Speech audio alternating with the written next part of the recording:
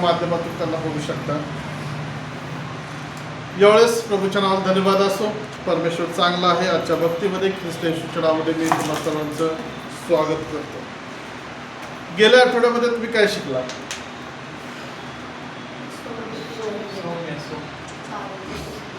कितवा धन्यवाद होता? तिसरा धन्यवाद होता. काय होता तिसरा धन्यवाद? जे सौम्य ते धन्य. पुढे काय आशीर्वाद आहे त्यांच्यासाठी? त्यांना पृथ्वीचे वतन मिळेल किंवा पृथ्वीचे वतन प्राप्त होईल. आज आम्ही चौथ्या धन्यवादामध्ये जाणार आहोत. मत्तई याचा 5वा अध्याय 6वे वचन. चौथा धन्यवाद मत्तई याचा 5वा अध्याय आणि 6वे वचन.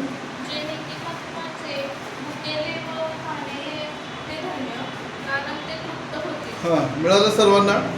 थोडंसं भाषांतर प्रत्येकाचं वेगवेगळं आहे. माझं वेगळं भाषांतर आहे. जे धार्मिकतेचे भुकेले व तहानेले ते धन्य, कारण ते तृप्त होतील. येशू ख्रिस्त वेगवेगळे विषय या ठिकाणी हाताळत आहे. आणि मग आता तो आलेला आहे चौथ्या धन्यवादाकडे, म्हणजे 6व्या वचनाकडे. आणि तो शिकवतो, जे धार्मिकतेचे भुकेले व तहानेले ते धन्य, कारण ते तृप्त होतील किंवा ते तृप्त केले जातील. देवाच्या प्रिय लोकांनो, लक्षात घ्या, जसं ख्रिस्ती जीवनामध्ये वेगवेगळ्या गोष्टी महत्त्वाच्या आहेत. उदाहरणार्थ विश्वास महत्त्वाचा आहे, प्रार्थना महत्त्वाची. मी सतत हीच गोष्ट तुम्हाला आठवण करून देईन. जसं समर्पण महत्त्वाचं आहे, तशा दुसऱ्या पण काही गोष्टी आहेत की ज्या झाकलेल्या आहेत आणि त्या ख्रिस्ताने ह्या अध्यायामध्ये उघड्या केल्यात की ज्याच्याकडे कधीच आमचं लक्ष जात नाही. त्या गोष्टीसुद्धा आमच्यासाठी महत्त्वाच्या आहेत. मग उदाहरणार्थ आम्ही पाहिलं होतं की जे सौम्य ते धन्य, सौम्यता असणं हा एक गुण आहे. शोक करतात ते धन्य, शोक करणे. तशाच प्रकारे आता तो आम्हाला शिकवतो, म्हणजे त्याच्या पुढे असणाऱ्या लोकांना तो शिक्षण देतो आणि तो म्हणतो, जे धार्मिकतेचे भुकेले व तहानेले आहे ते धन्य म्हणून सांगितलेलं आहे. मग आता प्रश्न असा पडतो की धार्मिकतेची भूक लागणे आणि तहान लागणे याचा अर्थ आम्हाला माहिती आहे का?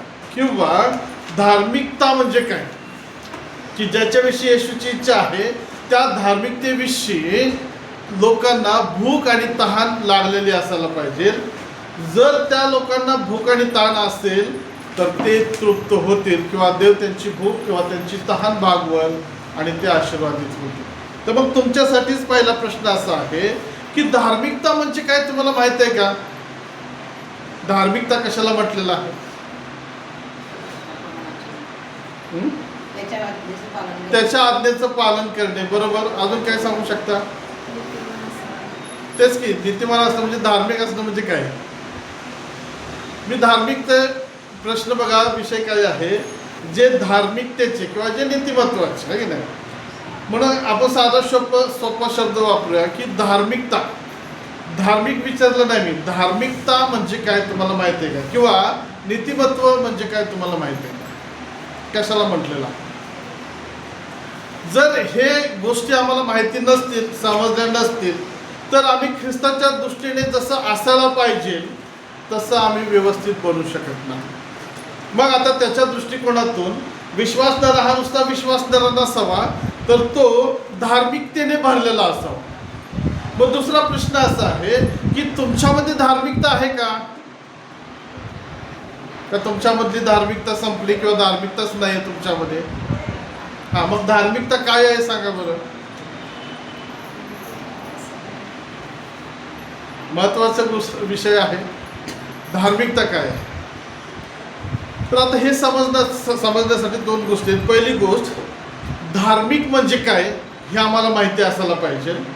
आणि धार्मिक काय आहे हे समजलं तर धार्मिकता काय असते ते देखील समजेल.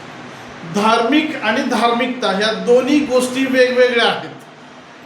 धार्मिक आणि धार्मिकता या दोन्ही गोष्टी वेगवेगळ्या आहेत. धार्मिक म्हणजे काय, तर पवित्र शास्त्राप्रमाणे पापमुक्त झालेला किंवा क्षमाप्राप्त झालेला व्यक्ती, आणि आता तो पापी नाहीये, तर देव त्याच्याकडे क्षमा पावलेला व्यक्ती म्हणून पाहतो. म्हणजे देवाच्या दृष्टिकोनातून तो व्यक्ती ख्रिस्ताच्या रक्ताने जर धुतला गेला असेल तर देव त्याला पापी म्हणून नाही तर त्याला धार्मिक म्हणजे क्षमा पावलेला व्यक्ती म्हणून पाहतो. म्हणजे धार्मिक म्हणजे काय तर क्षमा पावलेला व्यक्ती. क्षमा पावलेल्याचा दुसरा अर्थ असा आहे की त्याच्यावर आता त्याने केलेल्या पापाचा दंड किंवा न्याय येत नाही. ती दंडाज्ञा आता रद्द झालेली आहे. तो आरोपी म्हणून किंवा तो पापी म्हणून देवाच्या नजरेस आता नाही तर तो ख्रिस्ताच्या रक्ताने स्वच्छ शुद्ध झालेला एक व्यक्ती त्याला धार्मिक असं म्हटलेलं आहे. मग धार्मिकता आता तुमच्या लक्षात येते का? आता पहिला प्रश्न परत एकदा तुमच्यासाठी आहे की तुम्ही धार्मिक आहे का? तुम्ही धार्मिक आहे का? तुमची क्षमा झाली? तुम्हाला तो शिक्का मिळालेला आहे का की याच्यामध्ये आता दोष नाही, याचे दोष ख्रिस्त येशूच्या नावात रद्द झालेले आहेत, याच्या पापांची क्षमा झाली? ही जर तुमची साक्ष असेल तर तुम्ही धार्मिक आहात. आणि धार्मिकता काय आहे तर सर्वसामान्य गोष्टीप्रमाणे की केवळ बाह्य कर्मकांड म्हणजे पूजा अर्चा किंवा प्रार्थना या गोष्टी न पाहता इतरांप्रती सत्य, लक्षात घ्या, इतरांप्रती सत्य, प्रामाणिकपणा आणि आंतरिक शुद्धता टिकवणे याला धार्मिकता म्हटलेलं आहे. जैविक दृष्टिकोनातून जर पाहिलं तर फक्त कर्मकांड करणे नाही.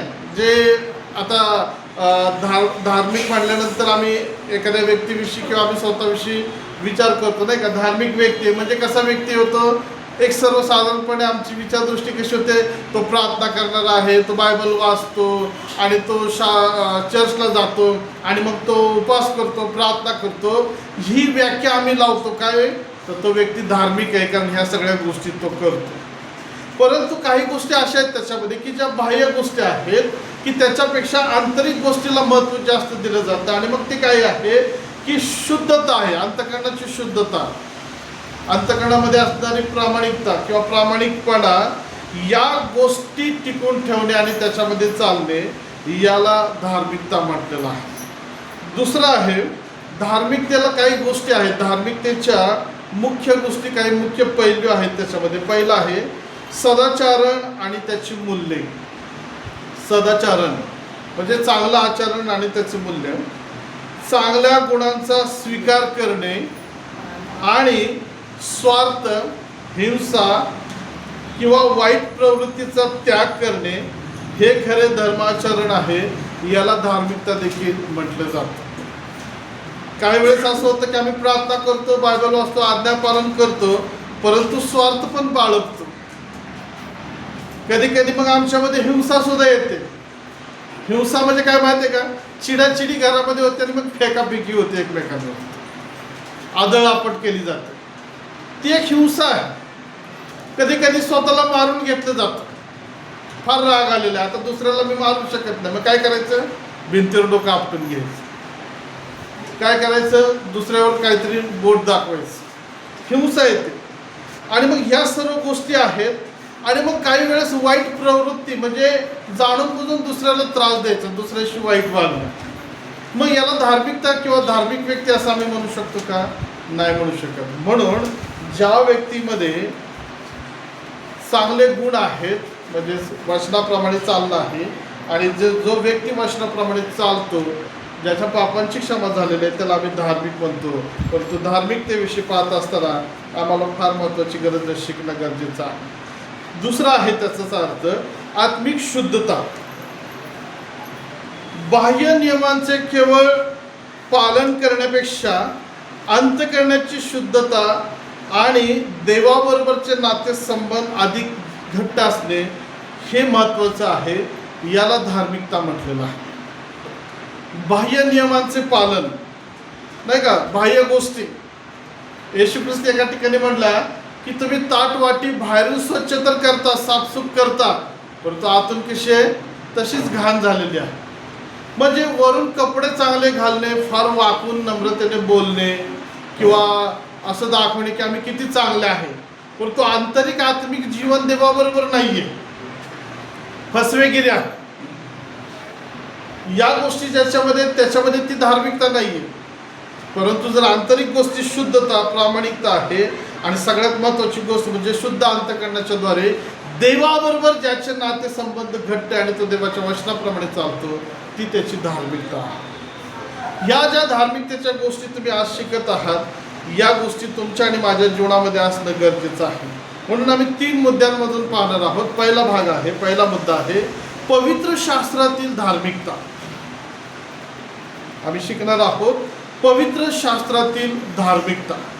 आता जे धार्मिकतेविषयी मी तुम्हाला शिकवलं किंवा सांगितलं, हे जगातील तत्वज्ञान किंवा जगातील धार्मिकतेविषयी आहे. परंतु पवित्र शास्त्र कशाला धार्मिकता म्हणते ते आज आम्हाला माहिती असणं गरजेचं आहे. मग तुमच्या लक्षात येईल की धार्मिक असणं वेगळं आणि धार्मिकता असणं वेगळं आहे. हालेलुया. लक्षात येते तुमच्या? परत एकदा मी विचारतो, तुम्ही धार्मिक आहे का? म्हणजे कसे आहेत तुम्ही? म्हणजे कसे आहेत? क्षमा पावलेले, येशूच्या रक्ताने शुद्ध झालेले आहात. पण असे धार्मिक बनू नका की शुद्ध झालेत पण तो आंतरिक अजून वाईटपणा तसाच आहे. असले धार्मिक बनू नका की जे हिंसा करतात, आदळापट, फेकाफेकी, शिव्याशाप, वाईट चिंतने, हिंसा करणे, असले डबल धार्मिक बनू नका. तर ते धार्मिक बना जे शुद्ध पवित्र झालेले आहेत आणि ज्याचे नातेसंबंध वैयक्तिक देवाबरोबर घट्ट आहेत, चांगले आहेत. तो देवाच्या वचनाप्रमाणे चालतो, ज्याला स्तोत्रामध्ये आम्ही म्हटलेलं आहे, जो परात्पराच्या गुप्त स्थली बसतो, म्हणजे देवाच्या सानिध्यामध्ये, देवाच्या इच्छेमध्ये, देवाच्या शुद्धता आणि पवित्रतेमध्ये राहतो. अशा प्रकारचे आम्हाला धार्मिक बनणं गरजेचं आहे. मग आम्ही पाहणार आहोत पहिला मुद्दा आहे पवित्र शास्त्रातील धार्मिकता. म्हणजे पवित्र शास्त्र कशाला धार्मिकता म्हणतं ते आज आम्ही पहिल्या मुद्द्यात पाहणार आहोत. आणि ती धार्मिकता येशू ख्रिस्त विश्वासणारा जे त्याचे लोक आहेत त्यांच्याकडनं अपेक्षा करतो की ती धार्मिकता त्यांच्यामध्ये असेल. मग आम्ही पहिलं उदाहरण पाहणार आहोत. दानिएलाचं पुस्तक 4 अध्याय आणि 27 वचन. दानिएल याचा 4 अध्याय आणि 27 वचन असं म्हटलेलं आहे, म्हणून हे राजा, माझी मसलत तू मान्य करावी, तू पाप सोडून धर्माचरण करावे, अधर्म सोडून गरिबावर दया करावी. दानिएलाचं पुस्तक 4 अध्याय आणि वाचलेलं 27 वचन आहे. या ठिकाणी 2 लोकांचं संभाषण चाललेलं आहे. मग त्या वचनामध्ये असं म्हटलंय, मग दानिएल त्या ठिकाणी बोलत आहे, हे राजा, माझी मसलत तू मान्य कर, माझं म्हणणे ऐक, तू पाप सोडून दे आणि धर्माचरण कर. आणि मग या धर्माचरणामध्ये तो काय म्हणतो की तू अधर्म सोडून गरिबावर दया करावी. हालेलुया. धार्मिकता काय आहे? तर एक धार्मिक व्यक्तीने पाप सोडून द्यायचं आहे, त्याने अधर्म सोडून द्यायचं आहे आणि गरिबावर दया करावी. गरिबावर दया करणं हे धर्माचरण या ठिकाणी सांगितलेलं आहे. परंतु येशू ख्रिस्त म्हणतो त्याप्रमाणे ती आमची धार्मिकता आहे. कोणती धार्मिकता? गरिबावर दया करणे. हालेलुया. प्रार्थना करणे ही धार्मिकता नाही, ती आमची जबाबदारी आहे, ते आमचं कर्तव्य आहे, ते आम्हाला दिलेली आज्ञा आहे, ते आमच्यासाठी फार महत्त्वाची गोष्ट आहे. मग धार्मिकता काय आहे? गरिबांवर दया करणे. शास्त्र म्हणतो जो गरिबावर दया करतो तो, पूर्ण करा बरं ते वचन, तो परमेश्वराला उसने देतो. गरिबावर दया करणे म्हणजे त्यांना मदत करणे, सहाय्य करणे, पुरवठा करणे किंवा त्यांची काळजी घेणे. देवाच्या प्रिय लोकांना लक्षात घ्या, ख्रिस्ती जीवनाच्या वेगवेगळ्या पैलूंमध्ये हा एक पैलू आहे, हा एक भाग आहे की एक विश्वासणाऱ्याने फक्त एकाच बाजूने चालू नये, प्रार्थना, बायबल वाचन आणि मी उपवास प्रार्थना करतो, परंतु त्याची दुसरी बाजू ही आहे की त्याने गरिबांवरती दया करणं गरजेचं आहे. तुम्ही म्हणाल आम्हाला गरिबावर दया करता येत नाही, आम्हाला ते जमणार नाही. तुम्ही ख्रिस्तासंगती चालू शकत नाही. हालेलुया. तुम्ही ख्रिस्तासंगती चालू शकत नाही. प्रियांनो, देवाने जे आम्हाला आशीर्वाद दिलेले आहेत, मग ते कमी असू द्यात, जास्त असू द्यात, देवाने तुम्हाला आणि मला जर कपडे दिलेले आहेत, जेवण दिलेलं आहे, पैसा दिलेला आहे, काही सामग्री दिलेली असेल, तर ह्यामध्ये देवाची इच्छा आहे की आम्ही त्यातून काही भाग गरिबासाठी राखून ठेवावा. गरीब दोन प्रकारचे आहेत. एक गरीब जे समाजामध्ये आम्हाला दिसतात ते लोक की ज्यांना ख्रिस्त माहिती आहे आणि ख्रिस्त माहिती पण नाहीये, ते ख्रिस्ताला अनुसरत नाहीये, ते ख्रिस्ताला ओळखत नाहीत, परंतु परिस्थितीने, आत्म्याने आणि सर्व प्रकारे ते गरीब आहेत, ते दुसऱ्यांवर अवलंबून आहेत. यांना आम्हाला मदत करायची, त्यांच्यावर आम्हाला दया करायची. आणि दुसरे गरीब जे विश्वासणारे मंडळीमधले लोक आहेत, कुटुंब आहेत की ज्यांची परिस्थिती हालाकीची आहे, कमजोर आहे, परिस्थिती त्यांची डाऊन आहे. आणि मग या दोन्ही गरिबांवरती एक विश्वासणारीची जबाबदारी आहे, दया करावी. आणि जो दया करतो ती दया करणे ही त्याची धार्मिकता आहे. Hallelujah, hallelujah. देवाच्या प्रिय लोकांनो, लक्षात घ्या की देव आम्हाला शिकवतो, अपेक्षा करतो आम्ही गरिबांची काळजी घेणारे असावे. जुन्या करारामध्ये मोशेच्या नियमशास्त्रामध्ये नियम दिला होता. मोशेने सांगितलं होतं इस्रायल लोकांना, परमेश्वराने मोशेच्या द्वारे बोलला की ज्यावेळेस तुम्ही गव्हाची किंवा पिकाची कापणी कराल, पेंड्या बांधल्यानंतर सगळ्याच पेंड्या घराकडे न्यायच्या नाहीत. काही पेंड्या त्या शेतामध्ये तशाच पडू द्यात. काही गहू, काही पदार्थ, जे काही पीक आहे ते तसंच ठेवा तिथं.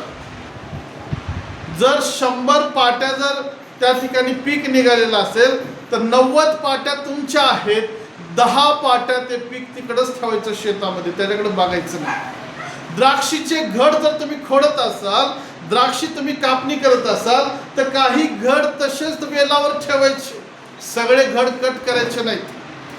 तुम्हाला जेवढे पाहिजे तेवढे तुम्ही घेऊन जावा, परंतु काही भाग वेलावर किंवा शेतामध्ये तसंच ठेवायचं. सगळेच अंजीर काढून घ्यायचे नाहीत, सगळीच फळं घ्यायची नाहीत, काही पाठीमागे ठेवायचे. का तर रस्त्यातून येणं जाणारे जे विधवा, अनाथ, पोरके, जे गरीब लोक आहेत त्यांचा तो वाटा आहे असं परमेश्वर म्हणतो. मग 100 रुपये जर तुमच्याकडे आहेत तर 10 रुपये कुणाचे आहेत? देवाचे. आणि दुसरे 10 रुपये कुणाचे आहेत? गरिबांचे.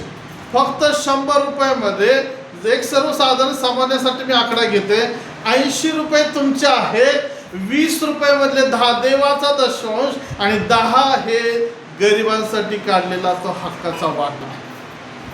जो गरिबांचं खातो किंवा फसवतो तो आपल्यावरती शाप ओढवून घेतो. मग येशू ख्रिस्त काय म्हणतो? तुम्ही धार्मिकतेचे भुकेले असायला पाहिजे. म्हणजे तुमची धार्मिकता काय असायला पाहिजे? तुम्हाला दुसऱ्यांवर दया करण्यासाठी तुमच्या आतमध्ये ती इच्छा असायला पाहिजे. प्रियांनो, मोशेने सांगितलं होतं सगळी शेतीतली फळं घेऊन जाऊ नका, सगळेच पेंड्या घेऊन जाऊ नका, काही त्या गरिबांसाठी आहे, कारण ती देवाची इच्छा आणि आज्ञा होती इस्रायल लोकांसाठी.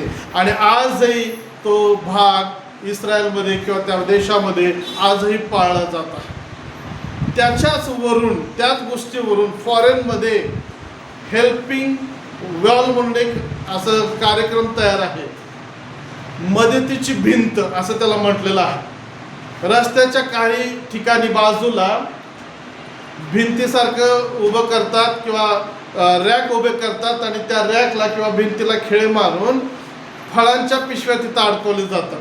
ताजी फळे. समजा आता मी बाजारात गेलेलो आहे, मला 1 किलो फळ घ्यायचं आहे, पण मी काय करतो 2-3 किलो घेतो, माझ्यासाठी बाजूला ठेवतो आणि 1 किलोची फळाची पिशवी जाऊन त्या खिळेला अडकून ठेवतो. मग माझ्यासाठी औषधं घेतलेले आहेत, काही औषधं ते तर मी अडकून ठेवतो. चांगले कपडे, ते कपड्याची पिशवी तिथं अडकून ठेवतो. असे बरेच लोक ठेवतात. फक्त फळेच नाही, गाडी, furniture, TV, sofa, cycle, motorcycle, कपडे आणि जे काही आहे ते तिथं नेऊन ठेवतात आणि निघून जातात. ते बघत बसत नाही तिथं काय करतात. आणि मग रस्त्यावरून येणं जाणारे गरीब लोक तिथं जातात आणि त्यांना ज्याची गरज आहे ती पिशवी उचलून आपल्या घरी घेऊन जातात.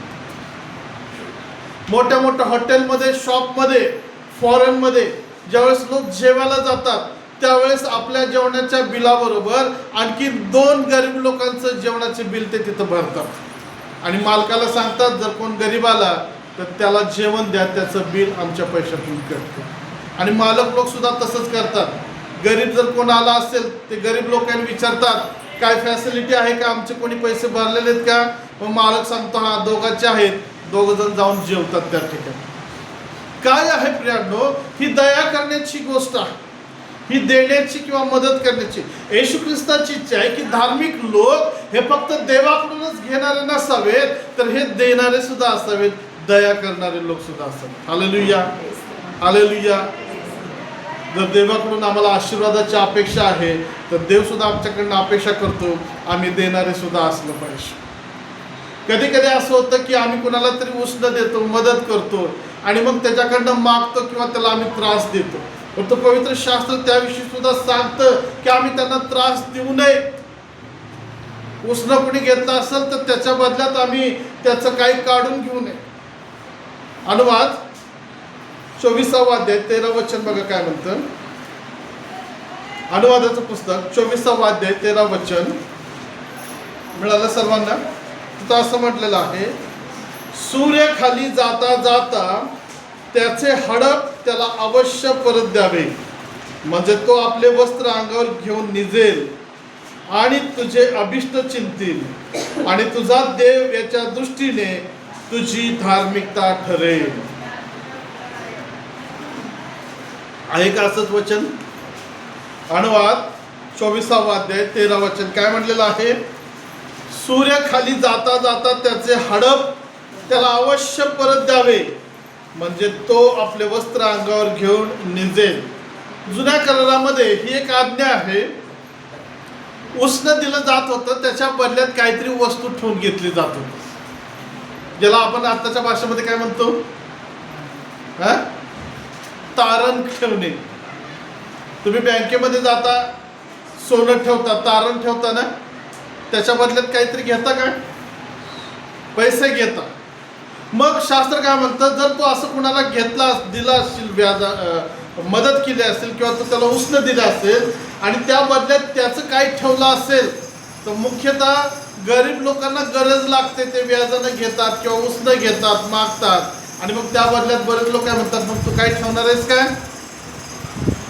मग कधी कधी काय व्हायचं, गरिबांचं महत्वाचं साधन काय, अंगावरचे कपडे किंवा बिछाना, आणि लोक ते ठेवून घ्यायचे. पण परमेश्वराचं वचन म्हणतं, रात्र होत असताना सूर्य खाली जातोय तोपर्यंतच त्याचं हडप त्याला तू परत कर. तुझं पैसे दिलेत म्हणून तू मला पैसे देशील, माझं परत करशील, त्यावेळेस मी तुझे हे साहित्य तुला परत देईन. मग तिकडे तू थंडीत बस, नाही ते काय पण कर, मला काय घेणं देणं नाही. असला प्रयोग किंवा असला विचार आम्हाला चालत नाही. वचन म्हणतं तू त्याला त्याच वेळेस परत द्यावं, म्हणजे तो ते हडप किंवा ते जे कापड आहे, त्याची वस्तू आहे, ते शांतीनं तो घेऊन झोपेल आणि तुझ्याविषयी अभिष्ट चिंतन, म्हणजे तुला आशीर्वाद देईल. पण ज्यावेळेस तू तसं करशील तर परमेश्वर तुझा देव याच्या दृष्टीने ही तुझी धार्मिकता ठरेल. हालेलुया. धार्मिकता म्हणजे काय, कुठल्याही प्रकारचं मोबदला न घेणे आणि तसंच देणे. आज बरेच ख्रिस्ती लोक व्याजानं पैसा देतात, विश्वासणारे लोक व्याजानं पैसा देतात. बायबल म्हणतो व्याज घेऊ नको, ते शापित आहे. तुम्हाला एखाद्याला उष्ण द्यायचं, मदत करायची आहे, पण त्याच्या बदल्यात त्याची महत्वाची वस्तू ठेवून घेऊ नका की जेणेकरून तो देवाकडे तक्रार करेल किंवा तुम्हाला तो अंतःकरणातून शाप देईल. उष्ण दिलेले आहे, ठीक आहे, उष्ण द्या, पण त्या बदल्यात काही घेऊ नका. आणि जर घेतला असेल तर ते रात्र होण्याच्या आधी परत करणं गरजेचं आहे. धार्मिकता काय आहे, ज्याचं त्याला व्यवस्थित परत देणं. प्रियांनो, देव आमच्याकडनं अपेक्षा करतो, तो वचन काय म्हणतं, ही तुझी धार्मिकता ठरेल. म्हणून एखाद्याला अडचण येते, गरज असते आणि मग महत्वाची वस्तू, मग किमतीची वस्तू तो काय करतो, विकतो. आणि बरेच लोक काय करतात, अशा अडचणीत असणाऱ्या लोकांचा फायदा घेतो. 1000 रुपयाची वस्तू आणि गरज आहे त्याला 600-700 रुपयाची आणि मग ते विकायला लागतात. मग आम्ही काय करतो, 600 म्हणले तर त्याच्यात 300 रुपयानं सुरुवात करतो. नाही, आम्हाला तसं नाही करायचं प्रिया.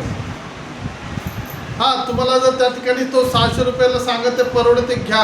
नसेल तर त्याच्याशी बार्गेनिंग करून त्याची आहे ती पण किंमत कमी करू नका किंवा मदत करा. ठीक आहे, आम्ही तुला मदत करतो, आम्हाला ती वस्तू नको आहे, तुझ्याकडेच ठेवतो.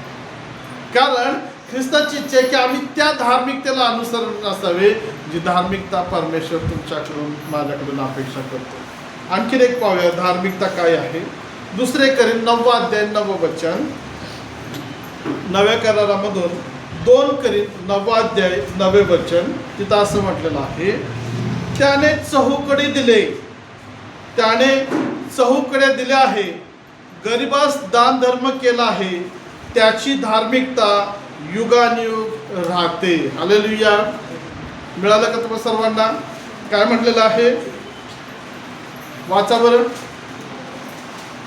2 करीन 9 अध्याय वाचलेलं 9 वचन. तो चहूकडे वाटप करीत असतो,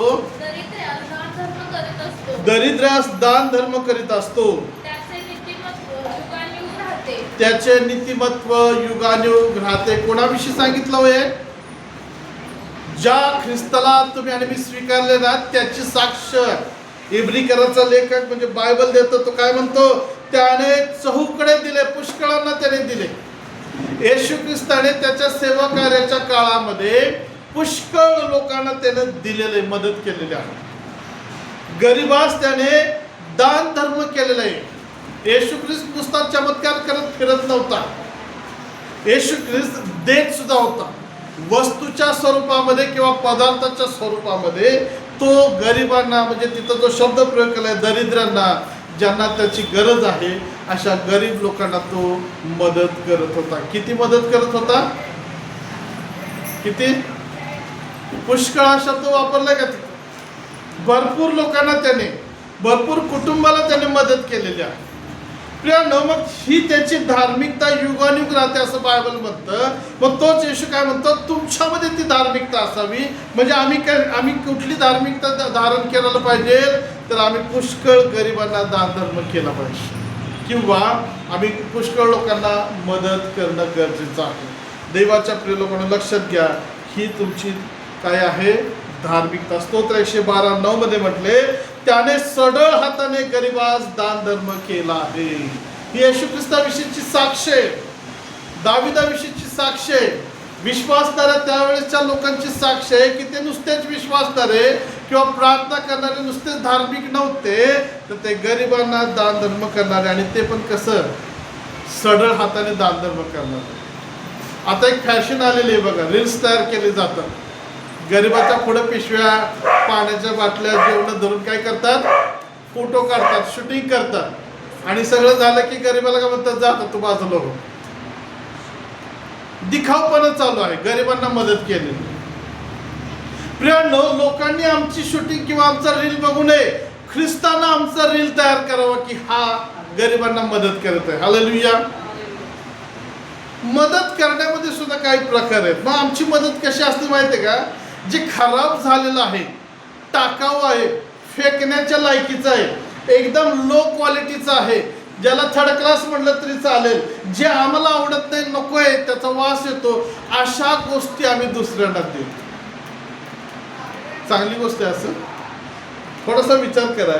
येशू ख्रिस्ताने ज्या लोकांना मदत केली त्या लोकांना येशूने कसलं दिलं असेल? घाणेरडपणा असलेलं दिलं असेल, शिळं दिलं असेल, वास येणारं दिलं असेल, लो क्वालिटीची साडी किंवा ड्रेस दिला असेल का? खराब झालेलं धान्य दिलं असेल का? जे शर्ट पॅन्ट साड्या कपडे आम्हाला आवडत नाहीत, फेकून द्यायच्या लायकीचे झालेले, तसल्या गोष्टी येशूने दिल्या असतील काय? नाही.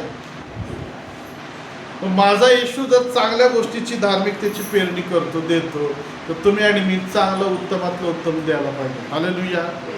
शास्त्र म्हणतो तो आम्हाला उत्तम गव्हाचे सत्व खाऊ घालतो, तर मग आम्ही आमची शिळी झालेली भाकरी किंवा रस्सा किंवा ते जेवण आम्ही लोकांना का द्यावं? तुम्ही जे पेरणार तेच तुमच्या हातामध्ये येईल. हालेलुया. चांगलं पेरलं चांगलं येईल, शिळं पेरलं तर शिळ्याचेच वाटे येतील, घाणेरडं पेरलं तर घाणेरडेच येईल, आणि स्वच्छ आणि शुद्ध सात्विक पेरलं तर तुमच्या हातामध्ये तसंच येईल. स्तोत्र म्हणतं, त्याने सढळ हाताने गरिबांना दान धर्म केलेला आहे. देवाच्या प्रिय लोकांनो, दान धर्म करणं ही आमची धार्मिकता आहे. प्रार्थना करणं ही धार्मिकता नाही, लक्षात घ्या. ती आमची जबाबदारी आहे. ते आमच्यासाठी इच्छा असू देत नसू देत आम्हाला दिलेली ती आज्ञा आहे, ती आमची गरज आहे.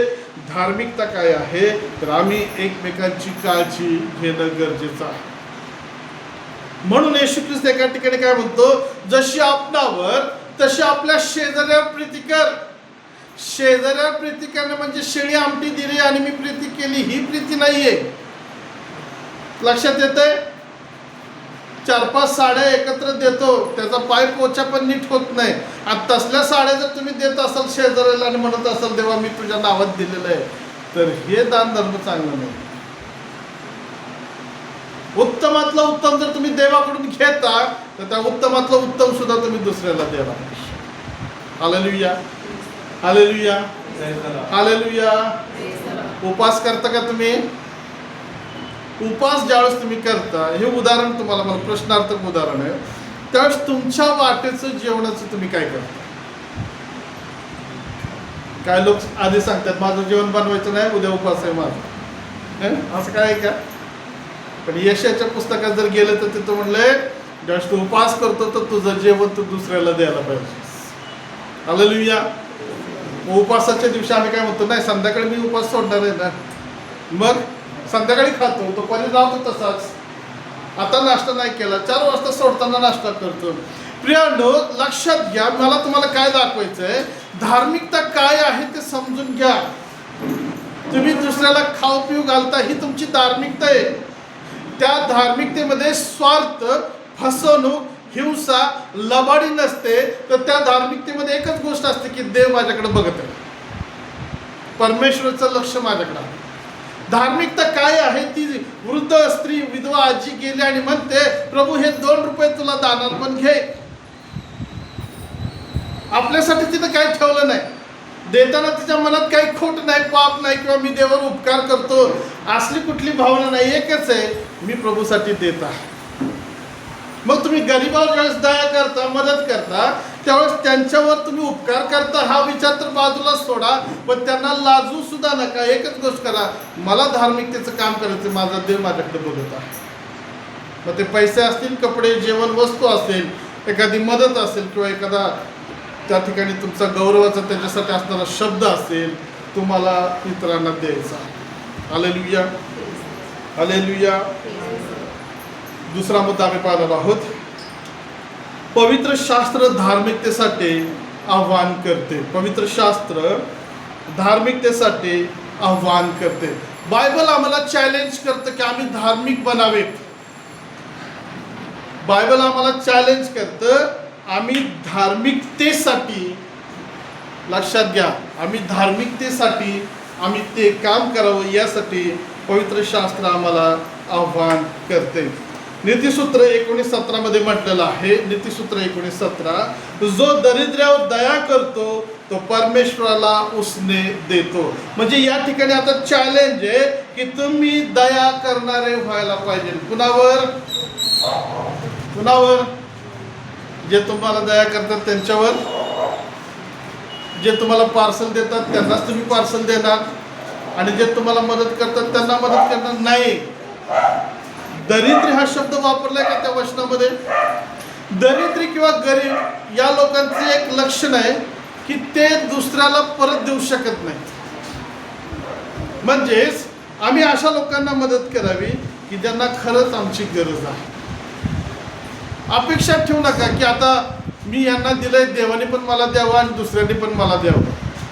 विदाऊट अपेक्षा. ॲक्च्युली तुमचं प्रतिफळ त्याच वेळेस चालू होतं ज्यावेळेस तुम्ही देवाच्या वचनाप्रमाणे दया करतात. त्यावेळेस दया करा, पण स्वार्थ आणि परतफेडीची अपेक्षा ठेवू नका. तो गरीब असाच आहे, ते गरीब तसेच आहेत हे दाखवण्यापेक्षा तुम्ही किती धार्मिकतेने भरलेले आहेत हे देवाला दाखवा. देवाला दिसू द्या की आम्ही धार्मिकाबरोबर धार्मिकतेने सुद्धा भरलेलो आहे. हालेलुया. तो म्हणतो जो दरिद्र्यावर दया करतो तो परमेश्वराला उसने देतो.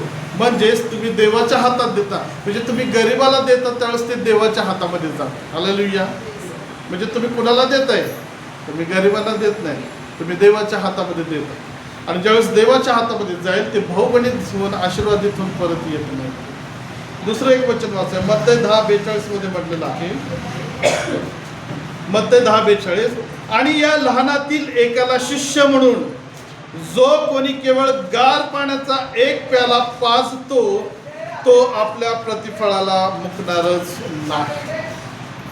बघा काय म्हटलेलं आहे, येशू ख्रिस्त काय म्हणतो, शिष्य म्हणून जो कोणी केवळ एक गार पाण्याचा प्याला किंवा गार पाणी पाजतो किंवा अन्न देतो तो आपले प्रतिफळ मुकणार नाही. म्हणजेच आम्ही गरिबांची किंवा एक दुसऱ्यांची गरज ओळखायला शिकलं पाहिजे. कधी कधी असं होतं, लक्षात घ्या, देव आमच्या समोर काही असे कुटुंब, लेकरं, मुलं, मुली, असे लोक उभे करतो आणि आम्हाला माहिती असतं त्यांना कशाची गरज आहे, पण ते लोक बोलत नाहीत, सांगत नाहीत, ते फक्त वाट बघत असतात. देवाची इच्छा असते की आम्ही त्यावेळेस ओळखलंय, समजून घेतलेलं आहे त्याला कशाची गरज आहे, तर त्यानं मागावं आणि मग मी द्यावं, याची वाट बघत बसू नका. तुम्ही जर ख्रिस्ताचे शिष्य आहात आणि ती लोक देवाचे आहेत असं तुम्हाला जर वाटतं तर तुम्ही त्याची गरज ओळखून देणं गरजेचं. म्हणून एक पाण्याचा ग्लासाचा वापर केलेला या ठिकाणी की एक प्याला पाजतो. साधं पाणी जरी तुम्ही एखाद्याला दिलं तर प्रतिफळ आहे.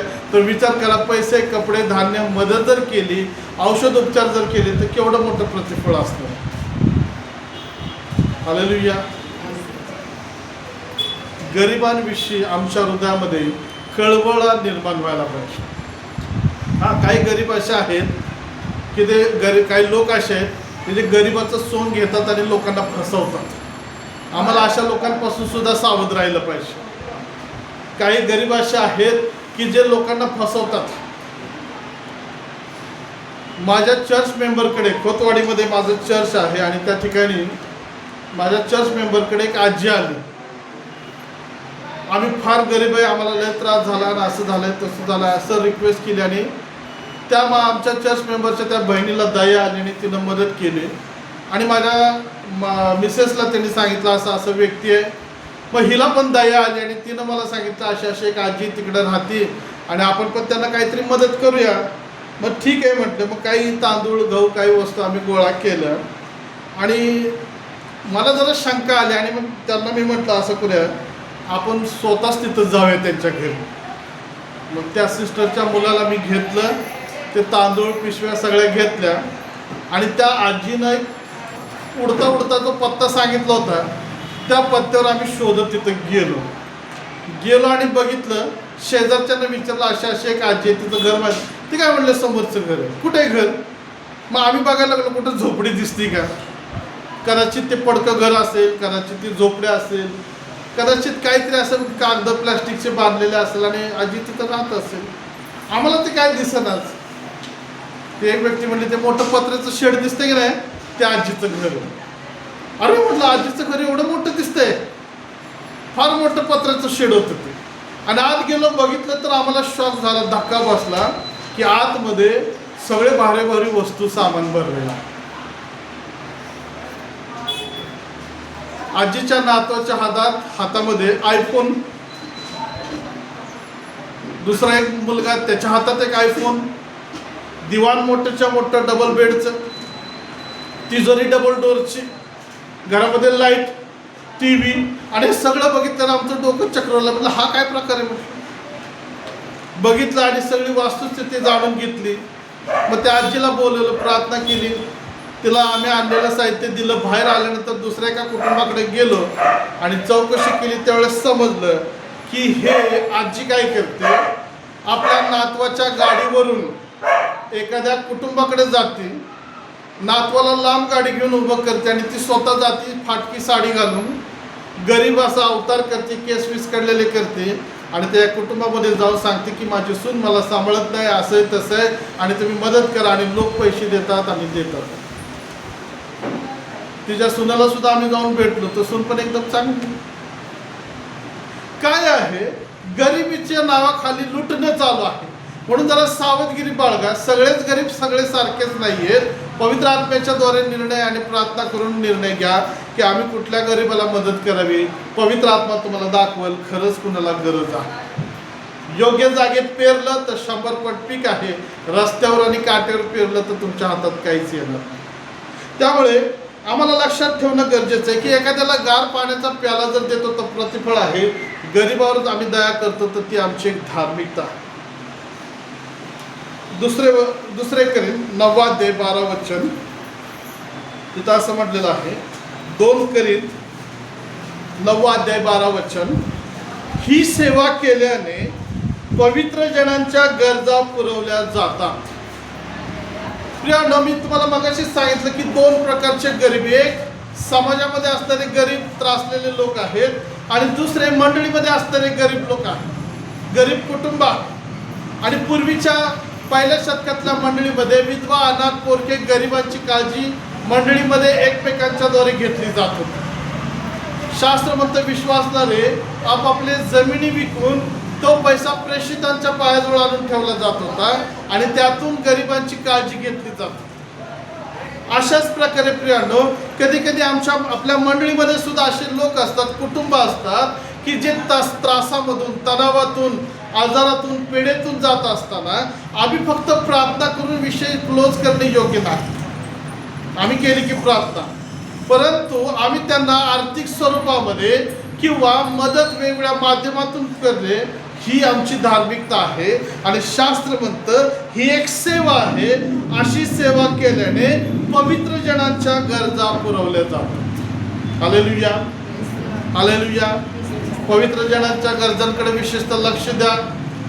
कदाचित देव आम्हाला सांगतो आम्ही मदत करावी, परंतु आम्ही जर समजून मदत करत नसेल तर लक्षात घ्या आमच्यावरती शाप येतात. तुम्हाला तो श्रीमंत मनुष्य आणि दरिद्री तो व्यक्ती माहिती आहे का? दोघं मेले, एक अब्रामाच्या उराशी गेला आणि एक नरकाच्या आगीमध्ये अधोलोकामध्ये गेला. आणि तो प्रार्थना करताना एक करंगडीचं टोक बुडवून माझ्या जिभेवर पाण्याचा एक थेंब दे.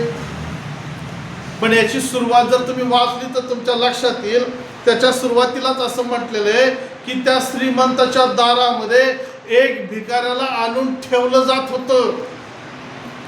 देव मुद्दामून आमच्या समोर असे कुटुंब, असे लोक आणून ठेवतो आणि देव परीक्षा घेतो की आम्ही त्यांना बघतो, ओळखतो, त्यांची कंडिशन, परिस्थिती आम्हाला माहिती आहे, आम्ही त्यांना जाणीवपूर्वक मदत करतो का नाही. हालेलुया. जर त्या भिकाऱ्याला तिथं आणून ठेवलं जात होतं, जाऊ शकतं, तर तुमच्या आणि माझ्या समोर देव आणणार नाही का लोकांना?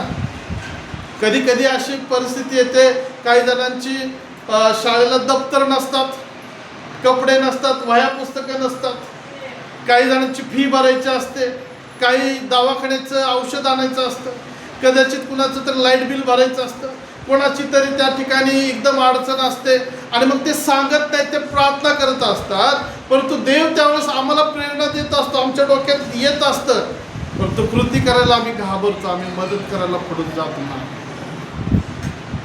देवाच्या प्रिय लोकांनो, ही एक सेवा आहे पवित्र लोकांची. तुमच्या रकमेतली काही रक्कम ही गरिबासाठी राखीव असायलाच पाहिजे. प्रियांनो, साताऱ्यामध्ये मी असताना मला माहिती आहे, म्हणजे सांगणं चुकीचं आहे परंतु मी सांगतो, मी ज्यावेळेस मार्केटमध्ये जायचो, भाजी मंडईमध्ये, कधी कधी पवित्र आत्मा मला सांगायचं 2 पिशव्या घेऊन जा. मी 2 पिशव्या घेऊन जायचो. मग मी जर कांदा घेतला एका पिशवीत तर दुसऱ्या पिशवीत कांदा घ्यायचो. ज्या ज्या भाज्या मी घेईल त्या त्या भाज्या सगळ्या डबल मी घ्यायचो दुसऱ्या पिशवीत. मग पवित्र आत्मा मला सांगायचा असा असा एक सेवक आहे, जा आणि तिथं पोच करून ये. आणि एक दिवस मी प्रभूला विचारलं, प्रभू असं का? प्रभू म्हटला तिथं गेल्यावर तुला उत्तर मिळेल. आणि मग मी रिक्षा केली आणि त्या एका सेवकाच्या घरी गेलो आणि त्यांच्याकडे ती पिशवी दिली. त्यांच्या डोळ्यात पाणी आलं, नवरा बायकोच्या रडायला लागले. मला म्हटलं तुला कसं काय समजलं? म्हटलं मला काही समजलं नाही, मला फक्त देवाने सांगितलं तुमच्याकडे द्यायचं. अक्षरशः ते रडल्याने म्हटले 8 दिवस झालं आमच्या घरात काही नाही आहे आणि आम्ही प्रार्थना करत होतो, कुणाला मागायचं आम्ही. म्हटलं देवाने तुमची प्रार्थना ऐकली, तुमच्यासाठी आहे. हालेलुया. मध्ये काही दिवसापूर्वी मी असंच बसलो असताना एका भावाविषयी मला पुण्यात एक माझा मित्र आहे आणि त्याचं बर्डन आलं मला एकदम. आणि आतून आवाज यायला लागला की तू त्याला मदत कर काहीतरी. प्रभूला म्हटलं प्रभू माझ्याकडेच काय नाही, मी काय मदत करू? मग मलाच तू दे, मी मदत करतो. आणि अचानक कोणीतरी मला 100 रुपये दान दिलं. मी काय केलं, ते 100 रुपये त्याला पाठवले आणि काही बोललो नाही. दुसऱ्या दिवशी त्याचा मेसेज, त्याचा फोन आला. अरे म्हटला, तू मला पैसे पाठवलेच कसे काय? म्हटलं मला माहीत नाही, मला देवाने सांगितलं.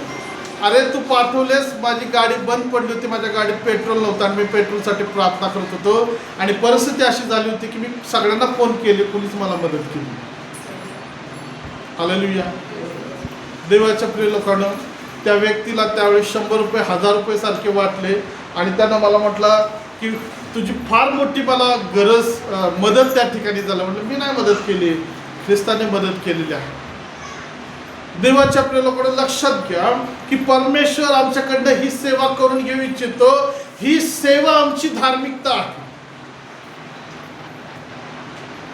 असं म्हणू नका प्रभू मला 1000 रुपये दे मग मी त्याच्यातून मदत करतो.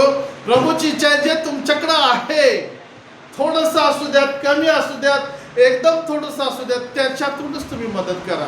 ज्यावेळेस जास्त येईल त्यावेळेस जास्त करा. कमी आहे परंतु त्यातून तुम्ही थोडी तरी मदत करणं गरजेचं आहे.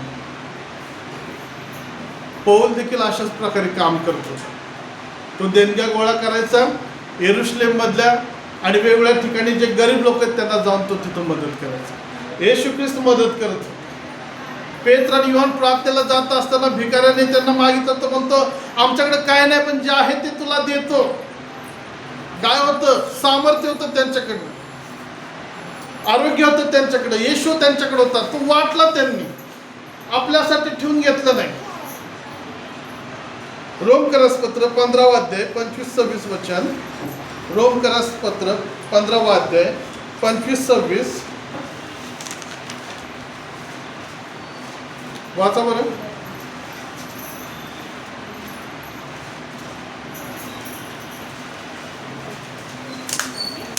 रोम 15-25-26.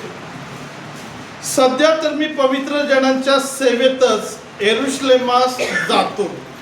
पौल सांगतो वचन 26, कारण येरुशलेमातील पवित्र जनातल्या गोरगरिबांसाठी मासेदोनिया व अखया यांनी वर्गणी करण्याची मेहरबानी केली आहे. हालेलुया. तो साक्ष काय देत आहे? येरुशलेम मधील पवित्र जनांसाठी, म्हणजे जे पवित्र गोरगरीब मंडळीतले लोक आहेत त्यांच्यासाठी मासेदोनिया आणि अखयातील मंडळांनी मेहरबानी केली, पैसे गोळा करून त्यांना मदत केलेली आहे.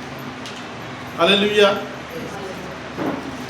काय प्रियानो, इथं आहे एकमेकांची काळजी घेणे, विश्वासणाऱ्याने एकमेकांची ओझी वाहणे. आम्ही लक्ष दिलं पाहिजे आमच्या मंडळीमध्ये कोण त्रासातून आणि तणावातून वेगवेगळ्या परिस्थितीतून जात असेल तर आम्ही एकत्र येऊन, आम्ही एकत्र मदत गोळा करून, आम्ही एकत्र सर्व काही करून आम्ही त्या कुटुंबाला मदत करणं गरजेचं आहे. हालेलुया. कधी कधी मंडळी म्हणून एकत्र येऊन, जे समाजामध्ये काही लोक असे आहेत, गरीब आहेत, विश्वासणारे आहेत किंवा न विश्वासणारे आहेत, काही अनाथ आश्रम आहेत, ख्रिस्ती अनाथ आश्रम आहेत, बोर्डिंग आहेत, वृद्धाश्रम आहेत आणि मग यांना पैशाची, जेवणाची, मदतीची गरज लागते. काय कधी तुम्ही त्या लोकांचा विचार केला का, प्रभू याच्यातून थोडंसं मी द्यावं म्हणून? हालेलुया. तुम्हाला उत्तेजनासाठी सांगतो, खोतवाडीचं आमचं मंडळीचं उत्पन्न एकदम कमी आहे, काहीच नाही. एकच फॅमिली दशांश देते आणि मग लोकसंख्या कमी झाली, वेगवेगळ्या ठिकाणी लांबून येणारे लोक कमी झालेले आहेत. सपोर्ट नाही, विदाऊट सपोर्टचं मी काम करतो. परंतु देव ज्यावेळेस मला कोणाकडून तरी आर्थिक मदत करतो त्यावेळेस मी पहिली प्रार्थना केलेली असते की प्रभू अशा अशा लोकांना मला मदत करायची. देवाच्या नावाला धन्यवाद देतो. काही अनाथ आश्रम जे ख्रिस्ती आहेत त्या ठिकाणी मी मदत पाठवतो. मी तुम्हाला का सांगत आहे, कारण मी स्वतः पहिलं तसं वागतो आणि मग तुम्हाला मी शिकवतो. मी वागत नाही आणि जर तुम्हाला शिकवत असेल तर ते चुकीचं आहे. हालेलुया. अहमदनगरमध्ये आपलं ख्रिस्ती एक अनाथ आश्रम आहे लहान लेकरांचं. मी त्या ठिकाणी सुद्धा 100 रुपये असले तर मी पाठवतो. अब्दुल्लाटमध्ये सुद्धा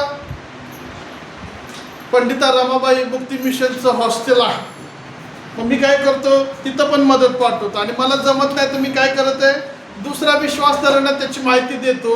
त्यांच्या गरजा सांगतो आणि त्यांचे फोन नंबर, त्यांचे जे काही अकाउंट नंबर आहेत ते लोकांना पाठवतो आणि त्यांना सांगतो तुमची मदत त्या ठिकाणी पाठवा. बरेच लोक तसं करत आहेत. प्रियानो, शास्त्र काय म्हणतं? पौल म्हणतो की मी तिकडे जात आहे. कशासाठी? येरुशलेमातल्या गरिबांसाठी, मंडळीतल्या गरीब लोकांसाठी. कधी कधी आमच्या चर्चमधले लोक ॲडमिट होतात, बिल भरायची त्यांची परिस्थिती नसते.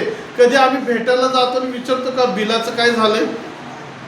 पहिला प्रश्न काय विचारतो? कधी डिस्चार्ज होणार आहे? म्हणजे लय दिवस राहिले तर परत तुम्हाला भेटायला यायला लागेल असं काय आहे का? नाही. प्रियानो, आम्ही चौकशी करावी की काय तुम्ही पैशाची अरेंजमेंट केलेली आहे. ठीक आहे, काय हरकत नाही. आम्ही जास्त मदत करू शकत नाही, आम्ही थोडी तरी करावी. दोन प्रकारची मदत आहे. एक सामुदायिक सगळ्यांनी मिळून केलेली आणि दुसरी वैयक्तिक, ज्याला गुप्त मदत म्हटलेली आहे की तुम्ही त्या व्यक्तीला गुप्तपणे मदत करू शकता. ही धार्मिकता आहे प्रियानो. आणि पवित्र शास्त्र आम्हाला चॅलेंज करतं की आम्ही ते करावं. जर येशू करू शकतो तर तुम्ही आणि मी करू शकतो. म्हणून तो धन्यवादाचा उद्गार आहे की जे धार्मिकतेचे भुकेले आणि ताणलेले. तर शेवटच्या तिसऱ्या मुद्द्यामध्ये आम्ही येतो, भूक आणि तहान. मग ही जी धार्मिकता आहे ना, याची भूक, देण्याविषयीची भूक आणि तहान मंडळीला आणि मंडळीतल्या लोकांना लागली पाहिजे. आज काय झालेलं, आम्हाला भूक आणि तहान नाहीये देण्याविषयी, आम्हाला भूक आणि तहान कशी आहे? घेण्याविषयी आहे. मला दिलं तर बरं होईल, मलाच मिळायला पाहिजे, आम्हालाच मिळायला पाहिजे, त्यांना नको. प्रियानो, जर देव आम्हाला पुरवठा करणार आहे तर येशूची इच्छा आहे की या गोष्टीची, म्हणजे ही जी धार्मिकता आहे ना, म्हणजेच जे देणं आहे, मदत करणं, एखाद्याला सांभाळणं आहे, याची भूक आम्हाला लागली पाहिजे. भूक लागणे म्हणजे काय आहे? तर शरीरामध्ये जे पाचक रस असतात, शरीरामध्ये जे काही घटक असतात, हे या घटकांना जिवंत ठेवण्यासाठी, या शरीराला निरोगी राहण्यासाठी अन्नाची गरज असते. मग पोटामध्ये ज्यावेळेस ते जठरामध्ये अन्न जातं, आतड्यामध्ये जातं, त्यावेळेस त्या अन्नातले रस, पाचक रस तत्व, ते आतडी, ते सगळं शरीर शोषून घेतं आणि ते संपत आलं की परत त्याची मागणी करतं. मग शरीर मेंदूला आदेश पाठवतं. आदेशाला, त्या मेंदूला जाणीव होते की पाचक रसाची गरज आहे आणि मग ते शरीर मागणी करतं आणि मग त्या गोष्टीची इच्छा, म्हणजे जेवणाची इच्छा आमच्यामध्ये निर्माण होते आणि आम्ही काय म्हणतो? मला आता भूक लागलेली आहे. हालेलुया. जठरातलं, शरीरातलं आमचं पाणी ज्यावेळेस क्षार बनून निघून जातं, कमी होतं, त्यावेळेस शरीर पाण्याची मागणी करतं. मग आम्हाला तहान लागल्याची जाणीव होते. जसं शरीर आमचं मागणी करताना आम्ही काहीतरी उचलून पटकन तोंडात घालतो आणि ती भूक भागवतो. ती जी इच्छा आहे ना, खाण्याची इच्छा, ती जी पिण्याची इच्छा आहे, ज्याला तहान म्हटले जातं, येशू म्हणतो तशी भूक आणि तहान देण्याविषयी तुमच्यामध्ये निर्माण व्हायला पाहिजे. आणि जे तशी भूक आणि तहानेने भरलेले आहेत आणि दुसऱ्याला देतच राहतात, त्यांना तो म्हणतात ते धन्य, ते तृप्त केले जाते. Hallelujah, hallelujah. किती देव तुम्हाला आशीर्वाद देतो, मोजा आज घरी जाऊन. आणि त्यातले किती लोकांना तुम्ही देता? 1000 प्रकारचे जर तो आशीर्वाद देतो तर त्या हजारातून आम्ही लोकांना किती देतो? प्रियानो, फक्त दान आणि दशमांशावर मर्यादित राहू नका. त्याच्या पलीकडे दुसरी बाजू ही आहे की आम्ही मदत देखील करणारे असतो. प्रेषितांचे कृत्य 10वा अध्याय काढूया आपण आणि मग त्याच्यानंतर आपण प्रार्थना करूया.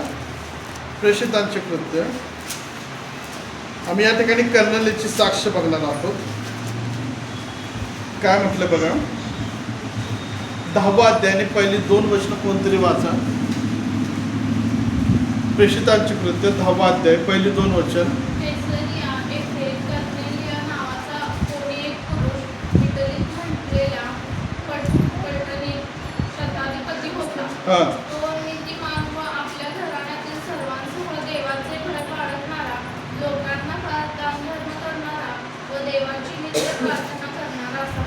कर्नलीची साक्ष बायबल काय देतं दुसऱ्या वचनामध्ये? तो धार्मिक. लक्षात आहे, धार्मिक वेगळं आणि धार्मिकता वेगळी आहे.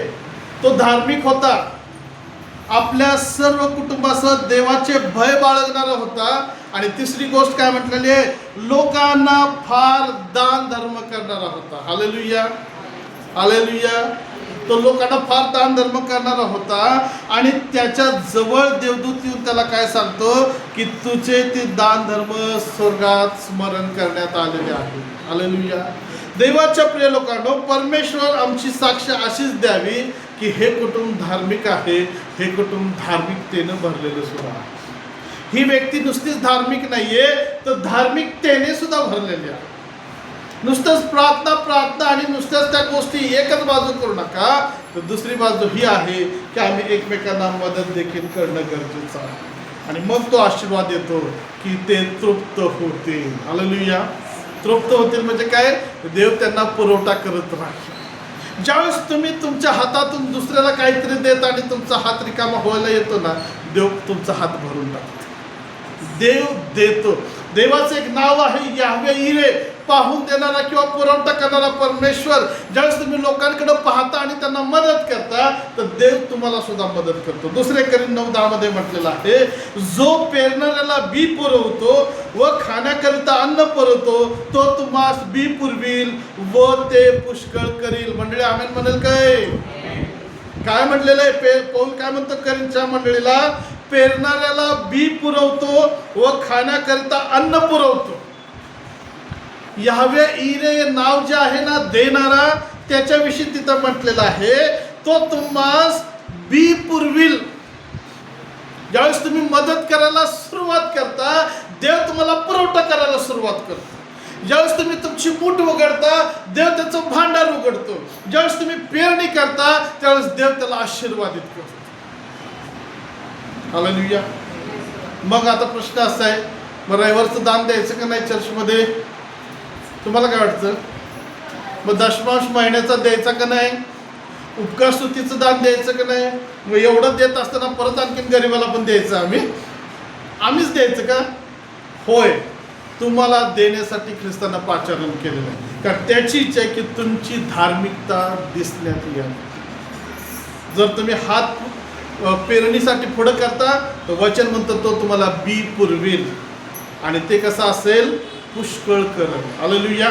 1 रुपया तुमचा बी असेल तर आणि तुम्ही पेरायला पुढं जाता, तर देव तुम्हाला आणखीन 1 रुपया देईल आणि ते बी इतकं पुष्कळ करेल की त्याच्यातून तुम्ही आणखीन दुसऱ्याला मदत करा.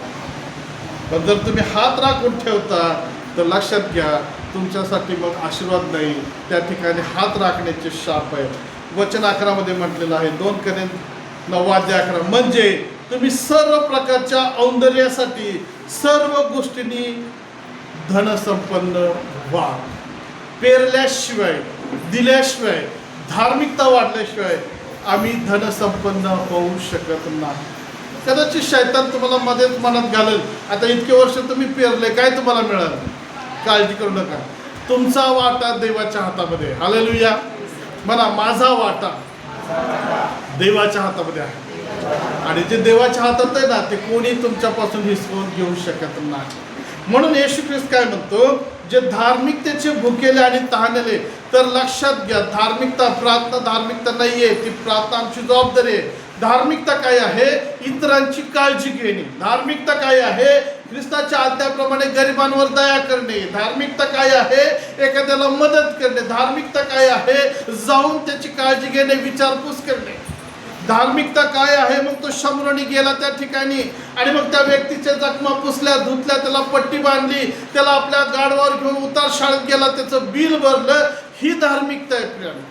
एखाद्याला पैशाच्या द्वारे फीची किंवा पुस्तकाची किंवा लाईट बिलची किंवा दवाखान्याची किंवा शारीरिक आरोग्याची, मानसिक आरोग्याची ज्यावेळेस तुम्ही पूर्तता करता, ही तुमची धार्मिकता. पण असून जर तुम्ही पेरत नाही, तर ती तुमची धार्मिकता नाही. मग खोटे धार्मिकता आणि खोटी धार्मिकता त्या ठिकाणी दिसते आणि देव त्याचा निषेध करतो. आणि मग मत्ते 7:21-22 मध्ये म्हटल्याप्रमाणे तो म्हणेल, अहो अधर्माचरण करणाऱ्यांनो, मी तुम्हाला ओळखत नाही, तुम्ही माझ्याकडून चालते व्हा. तुमच्या हातामध्ये आहे. आज प्रभूला प्रार्थना करा आणि सांगा की प्रभू, मला नुसता कोरडा धार्मिक बनवू नकोस, मला तसं बनायचं नाही, तर मला धार्मिकतेने भरलेला व्यक्ती सुद्धा बनायचं. हालेलुया. या आपण आपले डोळे झाकूया आणि परमेश्वरच्या समोर जाऊया आणि स्वतःचं समर्पण करूया आणि प्रार्थना करूया. देवाला सांगा की प्रभू, माझी मूठ उघड, माझं हृदय उघड, माझ्या आत्म्याचे डोळे उघड आणि मला पेरण्यासाठी, मदत करण्यासाठी, जाणीवपूर्वक धार्मिकतेमध्ये हात घालण्यासाठी मला मदत कर. प्रार्थना करा. जर तुम्ही एखाद्याला मदत करायची होती परंतु केलेली नाही, डोळे झाक केले असेल, मन कठीण केलं असेल, तर देवाच्या जवळ क्षमा मागा आणि प्रार्थना करा की प्रभू आजपासून खरा धार्मिक आणि धार्मिकतेचा व्यक्ती मला बनव. माझ्यातील तो ढोंगीपणा, फसवणूक, खोटेपणा काढून टाक. मोठेपणा, बडाई मारणे, स्वतःच्या गौरवासाठी मदत करणे, दिखाऊपणा करणे माझ्यातून काढ बनव सांग. तर मला तुझ्या वचनाप्रमाणे धार्मिकतेमध्ये चालण्यासाठी मदत कर. स्वर्गातून पाहणारे आमच्या जिवंत सेनाधीश बापा, आम्ही तुझ्या पवित्र नावाला धन्यवाद देतो, तुझी उपकार स्तुती करतो. आज धन्यवादातून देवा जो उद्गार आम्ही पाहिला, येशू म्हणतो जे धार्मिकतेचे भुकेले आणि ताणलेले ते धन्य ते तृप्त केले जातील. प्रभू आमच्यामध्ये भूक आणि तहान नसेल तर आमच्या शरीरात काहीतरी खोटं आहे. आमचं शरीर निर्जीव झालेलं आहे. आम्हाला वाढीसाठी, जगण्यासाठी भूक आणि ताण लागणं जसं शारीरिक गरजेचं आहे, तसं आत्म्याच्या जीवनामध्ये प्रभू आम्हाला दया करण्याची भूक आणि तहान येशूच्या नावामध्ये लागू देतो. आम्ही तसंच उपाशी न राहता आम्ही देवा तुझ्याजवळ मागणी करावी, आम्ही द्यावं यासाठी तू आमचं सहाय्य कर. प्रभू आम्ही आमचं समर्पण करतो आणि आम्ही प्रार्थना करतो येशूच्या नावात. आमचं हृदय तू उघड. आम्हाला गरिबांविषयी, इतरांना मदत करण्याविषयी कळवळ येऊ देत. कळवळ्याचं हृदय दे परमेश्वर बाबा. आम्ही घट्ट बघत बसणारे, तमाशा बघत बसणारे लोक नाही, तर पुढे जाऊन मदत करणारे बनावे. ख्रिस्तानं जसं त्याच्या जीवन कार्यामध्ये चहूकडे वाटलं, गरिबास फांदार धर्म केला, ही जी साक्ष आहे, तसं ख्रिस्तासारखं आम्हाला धार्मिकतेचं जीवन जगण्यासाठी तू मदत कर. प्रेमळ बाप्पा, आमच्यातून तो कठीणपणा, गरिबांविषयी असणारा राग, तिरस्कार, द्वेष येशूच्या नावात नाही सापडले. आणि जशी तू दया केलीस तशी दया करण्यासाठी, जशी शेजाऱ्यावर तशी स्वतःवर तशी शेजाऱ्यावर तशी दया करण्यासाठी तू आमची मदत कर. ज्यांनी आज पश्चाताप केला आणि प्रार्थना केली, येशूच्या नावात मी त्यांच्यासाठी प्रार्थना करतो. त्यांना दे बाप्पा करण्यासारखी साक्षी होऊ देत की हे कुटुंब दान धर्म करणारं आहे. प्रभू अशा प्रकारे आमचं धार्मिक जीवन आणि धार्मिकतेचं जीवन असावं म्हणून तो सहाय्य कर. धन्यवाद करतो आजची भक्ती आणि प्रार्थना तो आशीर्वादित केली. त्याचमुळे मी प्रार्थना करतो जे लोक आज हा व्हिडिओ पाहतील, देवा त्यांच्या अंतःकरणामध्ये देण्याविषयी, मदत करण्याविषयी जो कठीणपणा, नकारात्मक आहे, ते येशूच्या नावात तू काढून टाक आणि पुष्कळ पेरणी करण्यासाठी, मदत करण्यासाठी, दया करण्यासाठी तू त्यांचं सहाय्य कर. आणि तुझ्या वचनाप्रमाणे तू बी पुरवणारा आणि पुष्कळ करणारा परमेश्वर, प्रत्येक देणारे हात आशीर्वादित कर. कधीच रिकामे राहू देऊ नकोस आणि तुझं गौरव होऊ दे. धन्यवाद करतो. सर्व सन्मान आणि गौरव तुला देऊन प्रार्थना येशूच्या नावात केली म्हणून ऐकते. आमेन आमेन आमेन. आता देवचं बाप, देवचं पुत्र आणि देवचं पवित्र आत्मा हे त्रैकीची प्रीती, कृपा, शांती, पवित्र आत्म्याचा अभिषेक आणि मार्गदर्शन तुम्हाला सर्व संख्या आतापासून सदा सर्व काळ असो. Amen amen. Praise the Lord. प्रार्थना संपलेली. देव तुम्हाला आशीर्वादित करू. एकमेकांना भेटा.